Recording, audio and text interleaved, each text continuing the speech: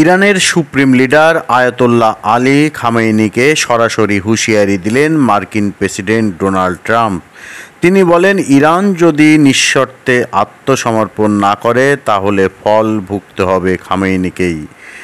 Trump আরও বলেছেন, Khamenei ঠিক কোথায় লুকিয়ে আছেন সেটা তিনি জানেন। খামেনিকে শেষ সুযোগ দিয়ে হুঁশিয়ারি দিয়েছেন ডোনাল্ড ট্রাম্প। ইসরায়েল ইরান যুদ্ধে সরাসরি নিজেদের যুক্ত করা থেকে বিরত রেখেছে আমেরিকা। এবার কি সেই অবস্থান থেকে সরে আসতে চলেছে মার্কিন প্রেসিডেন্ট ডোনাল্ড ট্রাম্প? সেই প্রশ্ন এখন বিশ্বজুড়ে।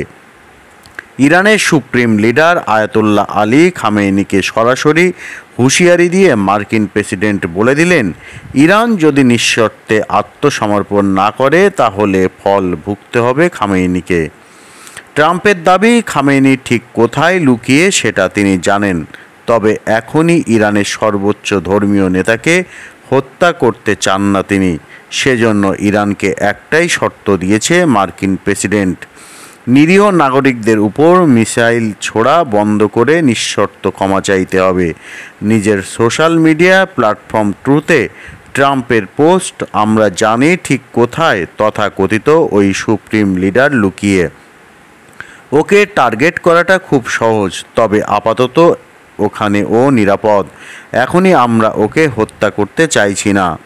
একই সঙ্গে মার্কিন প্রেসিডেন্টের হুঁশিয়ারি, কিন্তু এভাবে সাধারণ নাগরিকদের উপর মিসাইল হানাও চলতে পারে না, বা আমেরিকার সৈন্যদের উপরে হামলাও মেনে নেওয়া হবে না। আমাদের ধৈর্যের বাঁধ কিন্তু ভাঙছে। মার্কিন প্রেসিডেন্ট কার্যত স্পষ্ট বুঝিয়ে দিলেন যে ইরান যদি নিঃশর্ত আত্মসমর্পণ না করে তাহলে যে কোনো সময় আমেরিকা খামেনিকেই হত্যা করার মতো অবস্থায় আছে।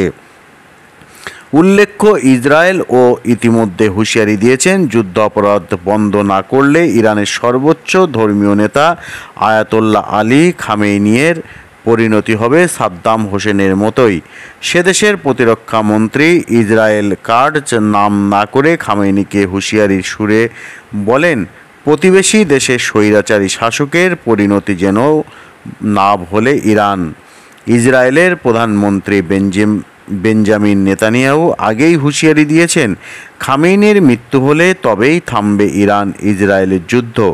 স্বাভাবিকভাবে প্রশ্ন উঠেছে, খামেনিকে নিকেশ করাই কি এই মুহূর্তে আমেরিকা ইসরায়েলের মূল উদ্দেশ্য?